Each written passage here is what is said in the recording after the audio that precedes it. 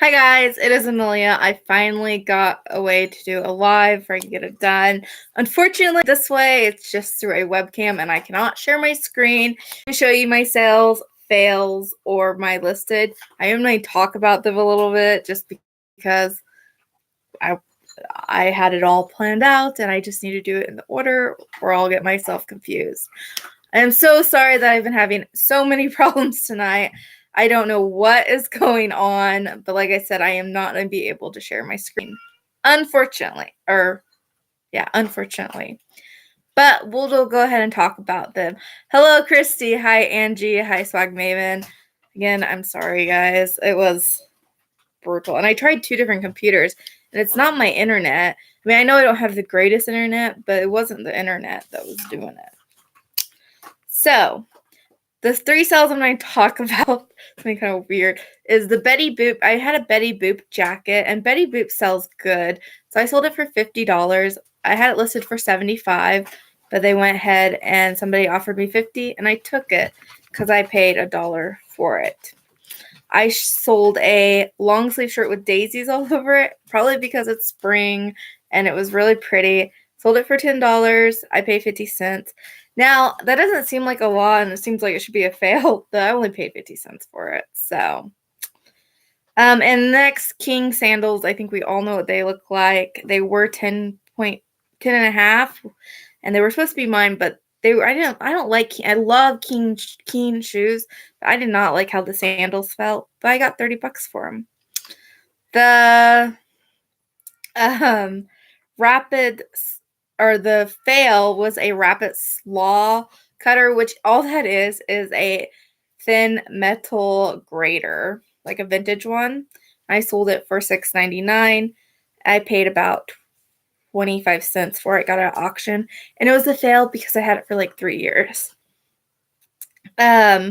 So some things I listed I was going to talk about is I'm not really going to talk about the items themselves because it's kind of weird not having the photos, but I always look out for items that are interesting or are like one item I was going to talk about was a Build-A-Bear Snoopy. Now, usually I don't pick up Build-A-Bear, but it was Snoopy. He had his little flight jacket on and everything, and I only paid $1.25 for him.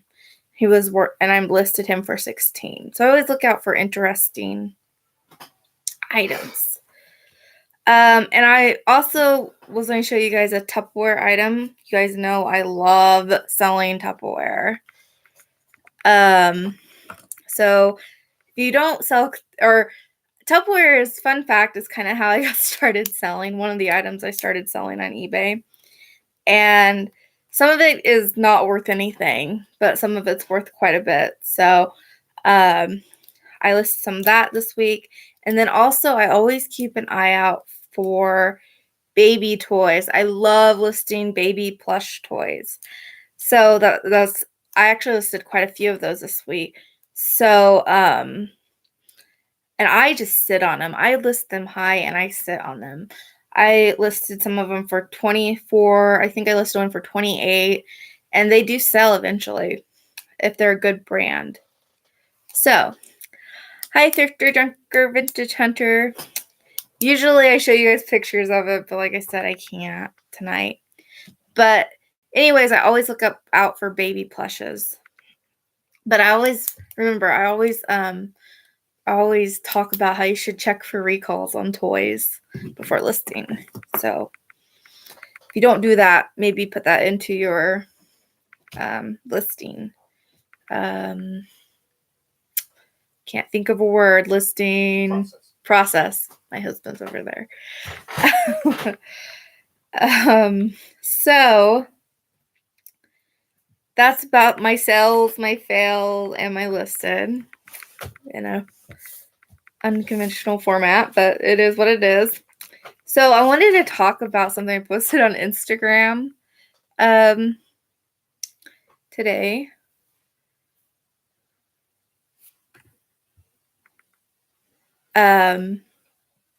Are you guys seeing me okay? Just making sure before I move on. Or was it today or yesterday? I think I posted it yesterday on Instagram about them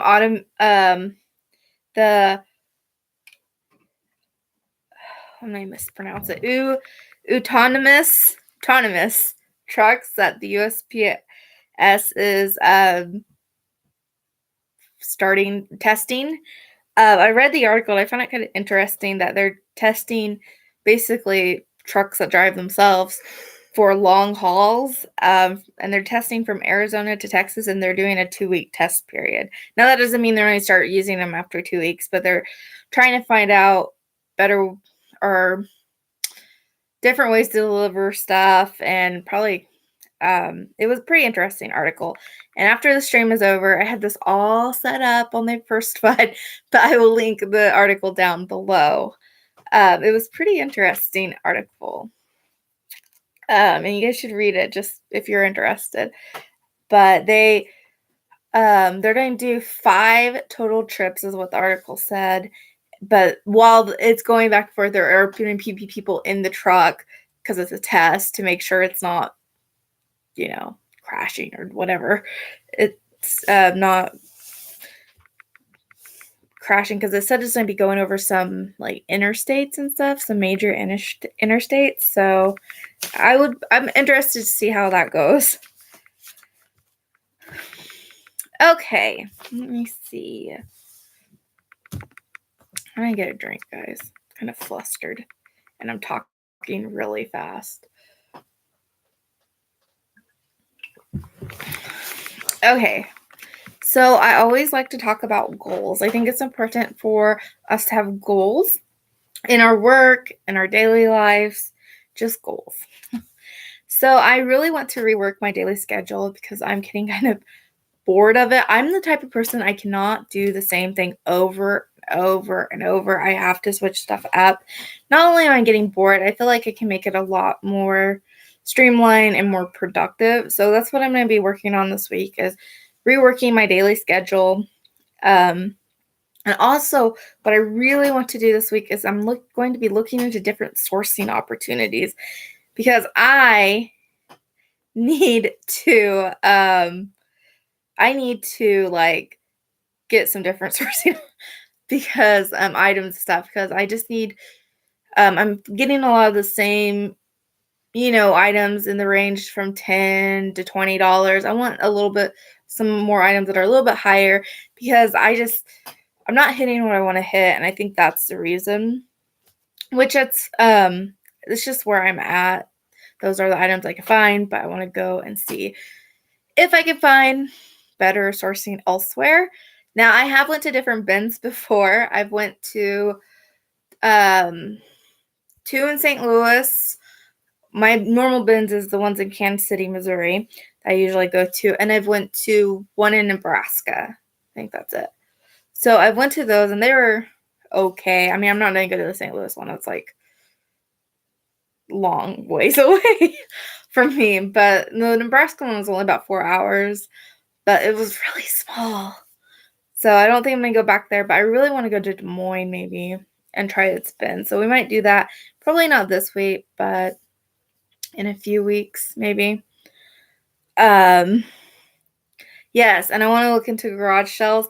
However, I have went to garage sales for years, and it's the same thing. It's just they have some around me, but it's like, I mean, I don't want to say I'm picky or anything, but it's like you only have 10 in this town, and then you have to go to the next town that's 20 miles away, and they might have 3. I just live somewhere that the towns are really spread out. So,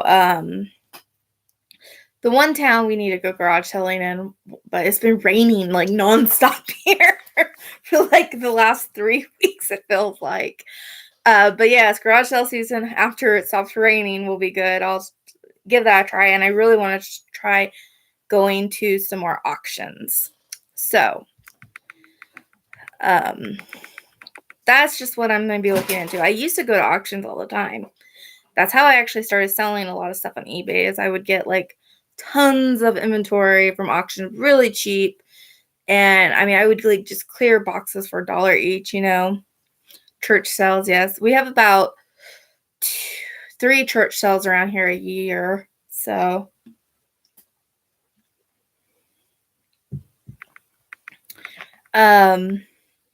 And then my next goal, which I am almost done with, is finishing my death pile.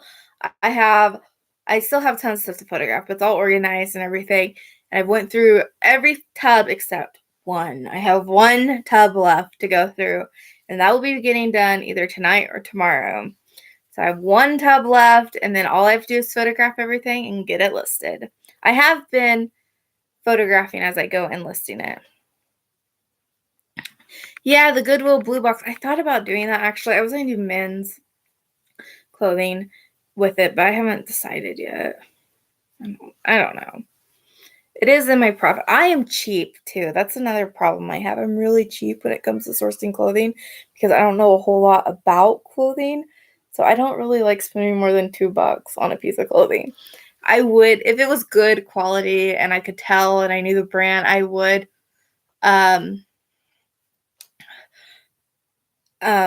spend more money. But around here, it's just, that's my price point.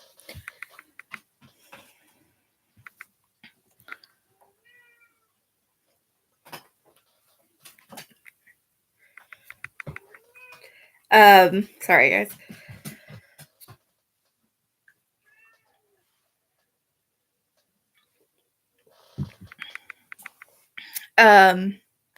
So my life goals, you're so over clothing. Yeah, I started doing clothing because I thought I would be making more money. Like it would be another stream of income plus my vintage and my hard goods. And I enjoyed doing it. And I just sell good for me. But I started just doing it on Posh only, and I never put it on eBay, and I'm just now cross-posting it. So we'll see how that goes.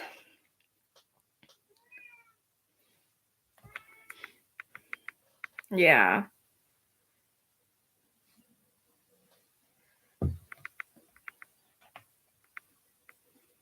So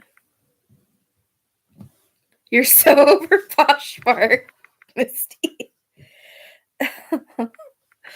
I actually had 2 orders on Poshmark today. I have my sales I don't know about you guys. My sales this week have been horrible. Like probably the worst week all year. Horrible. I finally got, or I had I've been getting 2 orders a day. And then today I finally got 2 orders on Poshmark, but they have been horrible. I mean, it's just like that sometimes, I think. Okay. So my life goals, which I always like to put in, isn't really a life goal, but kind of or personal goal, life goal. My life goal is, no, my personal goal for this week is I am going to, if you don't know this about me, which I don't think some of you do, I am starting to I'm going to start posting. I already have the video videoed. How do you say that? Filmed. It needs to be edited. But I am starting to post, when I try it, 1 video a week on my old channel, which I don't know if you guys know, I used to have another channel. And it is a frugal channel. It's called Live Well and Live Frugal. And I'm going to try to post 1 video a week on there to begin with. I just miss doing it. I loved doing recipe videos, frugal tips, basically sharing my cheapness of products and shopping and stuff. So I will link that down below once the video is over if you're interested in subscribing to it. But yeah, that's what my life goal is, or I keep saying life goal. It's not my life goal. My personal goal for this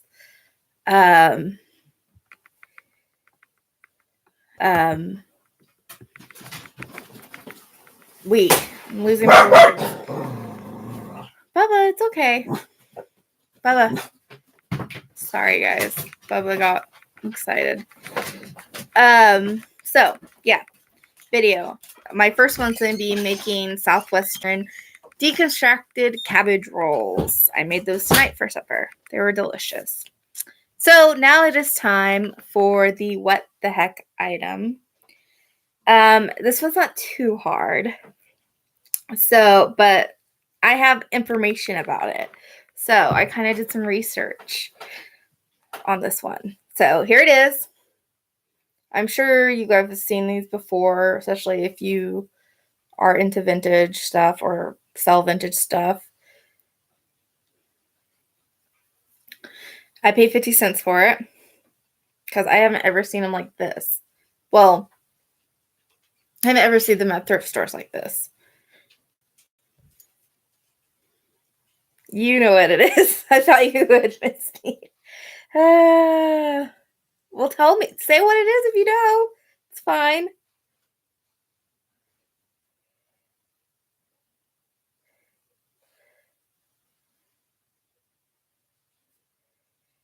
Yeah, what is it? Yes, it's an insulator. Now, like, these are pretty common. Usually you find the glass ones a lot more, not these porcelain ones. The glass ones are usually, they can be all different colors. They can be clear, blue. They're smaller usually. So I did some research just because I was interested in it's a porcelain or ceramic insulator because I had never picked one up at a thrift store. I picked up the glass ones at auctions, all kinds of one. So the ceramic ones like this, they first were used, they were first used as insulating like telegraph and telephone wires. But then they weren't used for too long because then glass came along and they kind of got pushed aside, like we don't need you anymore. But when they were used for telegraph, it was about 1850s, 1860s. Local potters would make them and stuff, and they weren't even threaded. This one's threaded. So glass came around in about, I don't remember when, late 1800s, or because it was cheaper to use. And they also thought it being clear that little insects and bugs wouldn't get underneath them to make nest as much. I don't know why, but that's what they thought. But when electricity decided to come around in the 1800s, I have a picture. Hold on. In the 1800s, glass ones couldn't hold the voltage. Like it couldn't. I am getting tongue-tied, guys. The glass ones weren't strong enough for the voltage of electricity. So they had to find a different solution. So a guy named Fred Locke was convinced that these ceramic ones were the way to go, basically. And he did so much research and tested them in different weather environments. It was just crazy. Combined different clays. And like the glass companies weren't very happy about it, I would assume, because some of them even tried to mimic these insulators with amber colored insulators, which I thought was kind of interesting. In the 30s and 40s. So surprisingly, you would think that we have moved past ceramic insulators, but we have not. They are still used today in many like smaller areas. Hi, Swamp. And I'm trying to pull a picture up, guys. See if I can get it pulled up for you. And I was surprised to find out. I went outside today. I live in a very small town. Like my town has 150 people in it.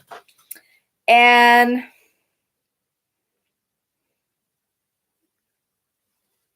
in my backyard, I don't know if you guys are going to see that. Nope, you won't.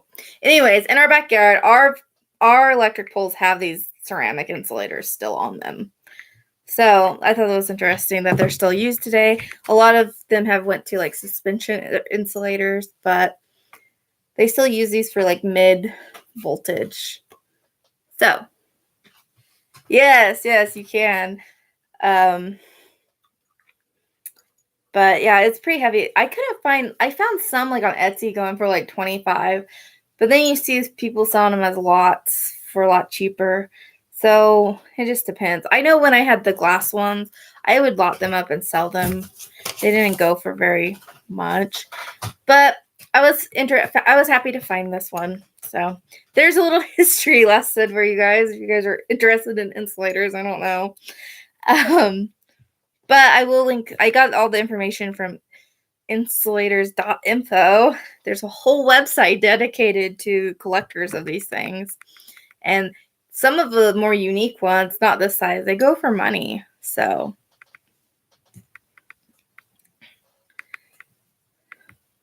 okay. Bye, Swamp. So the next thing, that's about all I have. I did want to mention that I am not going to have What the Heck Wednesday next week. That's why I was like getting so frustrated that I couldn't do it today or get it to work today. But I'm not going to have it next week. It is my husband's and my wedding anniversary. So I'm not going to be on YouTube next Wednesday because of it. Does anybody have anything else to add? Oh, thank you, Christy. Yeah. I've been, I don't know what we're going to do yet. I know the weekend after we're going to a music festival. But anybody have any comments, questions, anything you'd like to add? How many years? Ooh, man, it makes me, okay. How many, you guys want to guess how many years I've been married? I have been married for, me and my husband have been married for 9 years. So this next Wednesday will be 9 years. Almost, yeah. So actually 2 days ago was the anniversary of us first meeting 10 years ago. So kind of interesting. You're going to guess 10. Okay, guys, I'm going to go. Thank you so much for being patient. I know it's been like crazy tonight, the streaming and everything. Hopefully week after next, it will get better. And again, I appreciate you guys being here. I know it can be frustrating trying to watch somebody when the stream's not working. And I will see you guys later. Bye, guys.